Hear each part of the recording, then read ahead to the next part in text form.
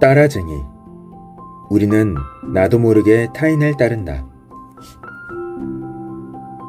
심리학자 로버트 치알디니는 사람들이 가정에서 전기를 아껴 쓰게 하는 동기가 무엇일까 알아보는 실험을 했다. 연구팀은 캘리포니아에 거주하는 주민들에게 전화를 걸어 다음과 같이 물었다. 당신이 에너지를 절약해야겠다고 결심할 때 아래의 요인들이 얼마나 중요한 영향을 미치는가? 1. 돈이 절약된다. 2. 환경보호에 기여할 수 있다. 3. 사회에 이롭다. 4. 많은 이들이 에너지 절약을 실천하고 있다. 조사 결과 주민들이 가장 중요하게 여기는 순위는 다음과 같았다. 1. 환경보호에 기여할 수 있다. 2. 사회에 이롭다. 3. 돈이 절약된다. 4. 많은 이들이 에너지 절약을 실천하고 있다. 당신이라면 어떻게 대답했겠는가? 사람들은 자신이 에너지를 절약하는 이유는 돈 때문이 아니라 사회에 기여하기 위해서라고 답했다. 그리고 개성이 중시되는 현대사회답게 자신은 타인을 따라하는 행동은 하지 않는다고 답했다. 연구팀은 과연 주민들의 에너지 절약 동기가 자신들이 말하는 것과 일치하는지 알아보는 실험에 착수했고, 지역 주민의 양해를 구해 현관문 손잡이에 에너지 절약 캠페인 카드를 걸어놓았다. 각각의 캠페인 카드에는 다음과 같이 모두 다른 내용이 적혀 있었다. 1. 에너지 절약을 실천해 환경을 보호합시다. 2. 미래 세대를 위해 에너지 절약에 동참합시다. 3. 에너지를 절약하여 전기요금을 절약합시다. 4. 에너지 절약을 실천하는 지역 주민들의 물결에 동참합시다. 물론 이 문구 아래에는 그 주장을 뒷받침하는 내용을 덧붙였다. 1번 카드에는 매달 온실가스 배출량을 최대 262파운드 줄일 수 있습니다.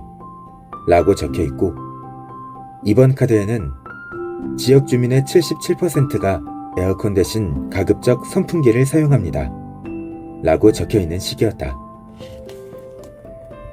만약 이 실험이 주민이 스스로 생각하는 에너지 절약 동기와 일치한다면 가장 효과가 큰 것은 1번이고 가장 효과가 작은 것은 4번이어야 할 것이다. 하지만 결과는 그렇지 않았다.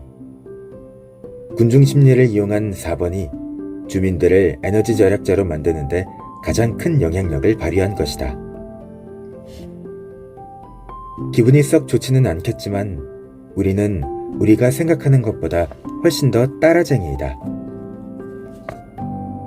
우리의 뇌는 항상 타인이 어떻게 행동하는가에 집중한다. 그리고 타인의 행동은 내 행동을 유발하는 가장 강력한 인센티브이다. 그런데 타인의 행동이 나에게 주는 영향은 주민들의 고백처럼 의식의 차원을 넘어선다. 우리는 우리도 모르게 타인을 따라간다. 만약 가까운 지인이 비만인 사람이라면 나도 비만이 될까? 하버드 의과대학의 니콜라스 크리스타키스 박사가 12,067명을 32년간 추적 연구한 결과 비만인 사람이 나와 매우 가까운 사람이라면 나도 비만이 될 확률이 비약적으로 증가한다. 배우자가 비만이라면 내가 비만이 될 확률은 37% 높아진다. 형제가 비만이라면 내가 비만이 될 확률은 40% 높아진다. 아, 역시 유전자 때문인가? 아니다. 친구가 비만이라도 내가 비만이 될 확률이 57%나 높아진다. 더 흥미로운 것은 지인과 얼마나 가까이 살고 있느냐는 문제가 되지 않는다는 사실이다. 나는 서울에 살고 나와 가장 친한 친구가 부산에 산다 할지라도 친구가 비만이면 나도 비만이 될 수 있다. 미국 중서부 남자 대학생들을 연구한 결과에서는 술을 많이 마시는 사람과 룸메이트가 될 경우 평점이 평균 0.25점 하락하는 것으로 나왔다. 친구 따라 강남 가서 그런 거 아닐까? 실제로 이러한 동료 압박의 힘은 대단하다. 내 취미의 역사를 돌이켜보면 초등학교 때는 딱지치기와 스트리트 파이터라는 게임이었고, 중학교 때는 야구였고, 고등학교 때는 농구와 당구, 대학 때는 스타크래프트 게임이었다. 그런데 내 취미의 역사는 내 친구들의 취미의 역사와 크게 다르지 않다. 예를 들어 광주에서 중학교를 다닐 때는 해태 타이거즈가 난리던 시절이라 남자아이들은 거의 모두 야구를 했는데, 중학교 3학년 때 서울로 전학을 왔더니 야구를 하는 아이들은 없었고 대부분 농구를 하고 있었다.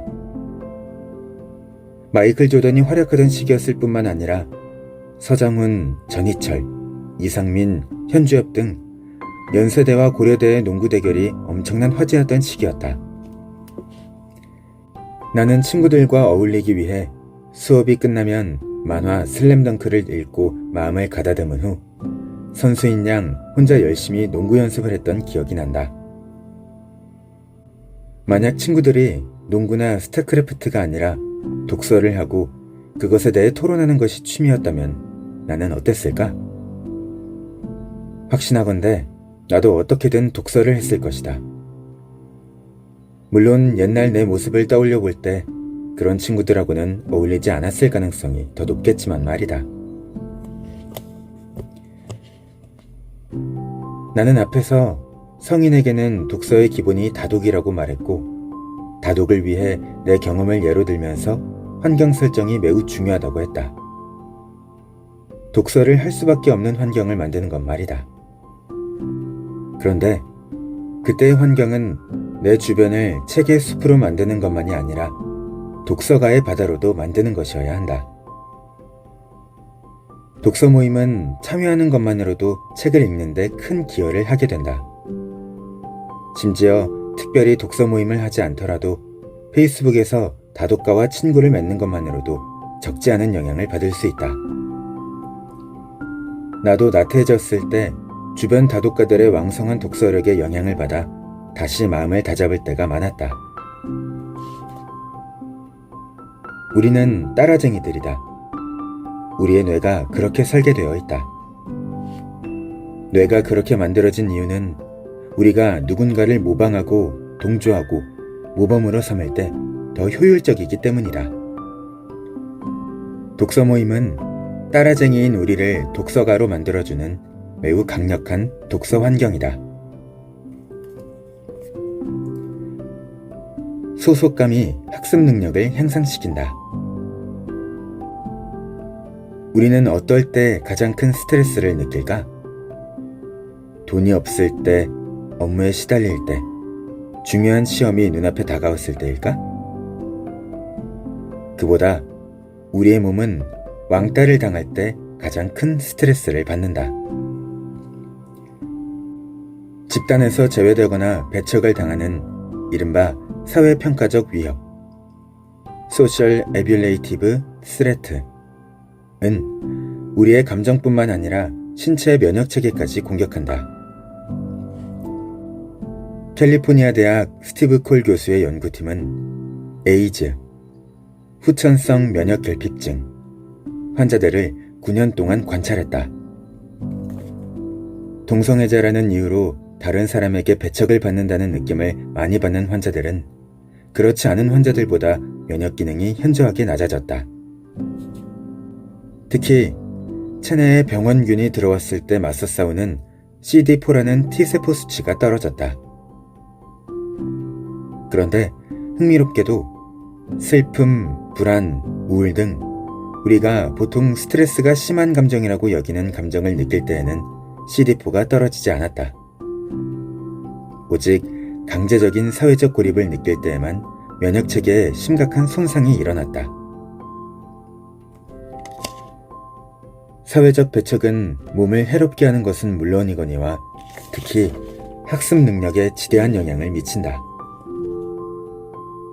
심리학자 로이 바우마이스터는 실험 참가자들을 두 집단으로 나누어 한 집단에는 거부당했다는 느낌이 들도록 상황을 만들었고 다른 집단은 그렇게 하지 않았다. 그 후 지능검사와 대학원 입학 자격 시험과 유사한 실험을 치르게 했더니 지능검사의 경우 사회적 배척 경험을 한 그룹은 정답률이 69%였지만 그렇지 않은 그룹은 82%였다. GRE는 그 결과가 더 극명해서 배척 그룹의 정답률은 39%였던 반면 그렇지 않은 그룹은 68%였다. 이 차이는 실로 놀라운데 왜냐하면 바우마이스터가 배척 그룹의 실험자들에게 한 말은 검사 결과 먼 훗날 당신은 다른 사람들보다 더 외롭게 지낼 가능성이 있다 라고 말한 게 전부였기 때문이다. 만약 실제로 사회적 배척을 당했다면 학습 능력은 더욱 현저하게 떨어질 확률이 크며 그것이 누적되면 한 사람의 삶 전체가 망가질 수도 있을 것이다. 반면 소속감을 느끼게 되면 어떤 일이 벌어질까? 한마디로 똑똑해진다. 스탠퍼드 대학의 심리학자인 그렉 월튼과 제프 코엔은 소속감이 학습 능력에 어떠한 영향을 미치는지를 알아냈다. 그들은 예일대학 학생의 6%인 아프리카계 학생들과 58%인 유럽계 학생들을 집중 연구했다. 실험 결과 소속감 조작을 한 아프리카계 학생들은 평균 학점이 매 학기마다 약 0.2점씩 꾸준히 향상되었다. 하지만 유럽계 학생들에게는 그러한 효과가 나타나지 않았다. 학교에서 다수인 그들은 이미 충분한 소속감을 느끼고 있을 가능성이 컸기에 소속감이 결여되어 있던 아프리카계 학생들에게만 효력이 나타난 것이다. 그런데 소속감 조작 실험은 고작 1시간짜리였다. 1시간의 조작을 통해 소속감을 고취시켰을 뿐인데도 그 효력은 3년이 지나도록 힘을 발휘했다. 여러분이 꾸준히 독서 모임을 하고 있고 그 모임에서 충분한 소속감을 느끼고 있다면 학습 능력이 꾸준히 상승했을 가능성이 크다. 독서 모임은 몸에도 긍정적인 영향을 준다. 미국 국립정신보건원 노아센터의 책임자인 진 코엔은 독서 모임에 참가하면서 몇 달, 몇 년 동안 정기적으로 꾸준하게 책을 읽는 것은 영화 감상이나 강연에 참가, 소풍 등과 같이 일회성 활동을 동일한 횟수만큼 하는 것보다 건강에 훨씬 더 좋다고 말한다. 사회적 배척은 면역 체계에 악영향을 미쳤다.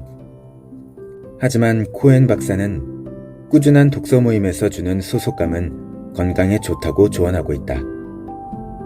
몸과 머리가 함께 좋아지는 독서 모임.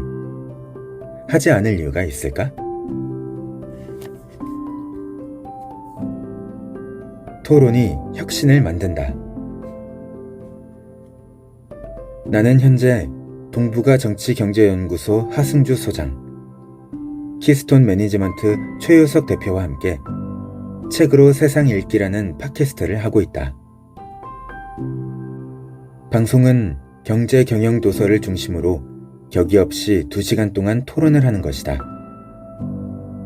처음에 1년이 지나도 청취자가 크게 늘지 않으면 폐지하는 게 어떤가 하는 의견이 나왔지만 논의 끝에 우리들만의 독서 클럽이라고 생각하고 언제 끝날지 모르지만 즐기자 라는 결론에 이르렀다. 돌이켜보면 나는 두 사람과 토론을 하면서 많이 배웠고 상당한 아이디어를 얻었다. 남독편에서 창의성은 낯선 것들의 연결이라고 이야기했다. 여기서 낯선 것이란 책만 해당되는 것이 아니다. 낯선 생각을 가진 다른 사람들과의 연결도 창의적 아이디어를 탄생시키는 아주 탁월한 방법이다. 1990년대 초에 맥길 대학 심리학과 교수인 케빈 덤바는 과학자들이 어떻게 탁월하고 위대한 발견을 하는지 알아보기로 했다. 분자생물학 실험실 4군데에 카메라를 설치하고 학자들이 연구하는 모습을 가능한 한 많이 촬영하고 동시에 광범위한 인터뷰를 실시하면서 각 연구가 진행되는 과정에서 발생하는 변화를 추적하였다. 덤바는 이 연구를 통해 우리의 고전적 견해를 뒤집는 새로운 사실을 밝혀냈다. 우리는 흔히 과학자들이 실험실에서 현미경을 들여다보면서 열심히 고독과 싸우다가 갑자기 놀라운 발견을 하는 이미지를 상상한다. 하지만 덤바의 연구는 과학자들의 탁월한 발견이 고독에서 오는 것이 아니라 10명 남짓의 학자들이 모여 형식에 구애받지 않고 최근의 연구에 대해 토론을 나누는 정기적인 실험실 모임에서 나온다는 것을 밝혀냈다. 즉, 혁신의 시작은 현미경이 아니라 과학자들을 연결시켜주는 회의탁자라는 네트워크였던 것이다. 18세기의 커피하우스는 계몽주의 시대에 일어난 수많은 혁신의 토대가 되었다. 당시 커피하우스는 매우 다양한 인물들이 커피를 사이에 놓고 열띤 토론을 벌인 장소였다. 결국 그 혁신의 공간에서 전기화학에서부터 보험산업, 민주주의에 이르기까지 많은 일들이 탄생했다. 프로이트는 오스트리아 빈의 집무실에서 수요일 밤마다 내과의사, 철학자, 과학자들과 모여 토론의 불을 지피며 정신분석이라는 새로운 학문을 탄생시켰다. 1970년대 홈브루 컴퓨터 클럽이라는 공간의 상호 연결과 충돌은 퍼스널 컴퓨터, PC 혁명에 불을 댕겼다. 스티브 잡스와 스티브 워즈니악은 이 홈브루 컴퓨터 클럽에 가입하고 난 후 세계 최초의 퍼스널 컴퓨터 애플 1을 개발했다. 스탠퍼드 대학 경영학 교수인 마틴 루프는 이 대학의 졸업생들 중 기업가 766명을 인터뷰하며 혁신 점수를 매기는 정교한 시스템을 만들어 졸업생들의 사회적 네트워크를 추적했다. 그 결과 창조적인 사람은 자신의 조직을 넘어서는 넓은 사회적 네트워크를 가지고 있었다. 이들은 다양한 분야의 사람들과 관계를 맺고 있었던 것이다. 독서 모임의 힘. 이 모든 이야기들을 종합해보자. 우리는 따라쟁이이다. 우리는 독서가들이 득실거리는 독서 모임에 참여할 경우 독서에 대한 상당한 압박을 느낀다. 전설적인 골프 선수인 잭 니클라우스는 나는 압박을 즐긴다 라고 했다. 다독하는 타인이 주는 압박을 즐기다 보면 자신도 모르게 다독가의 길로 들어설 수 있다. 독서 모임은 소속감을 주며 소속감은 우리의 학습 능력을 향상시켜 줄 뿐만 아니라 건강을 도모해준다. 그리고 독서 모임을 통해 많은 다양한 사람들을 만나며 토론할 수 있다. 하나의 책을 해석하는 데에도 다양한 관점이 있음을 알 수 있으며 서로의 경험에서 나오는 생각들이 충돌되고 연결될 때 우리는 새로운 아이디어와 조우할 수 있다. 처음으로 돌아가 보자. 톨킨과 루이스 등의 낭독 독서 모임의 이름을 기억하는가? 모임 이름은 잉클링스였다. 그리고 잉클링스의 의미는 다음과 같다. 모호하고 완성되지 않은 암시와 아이디어를 찾는 사람들.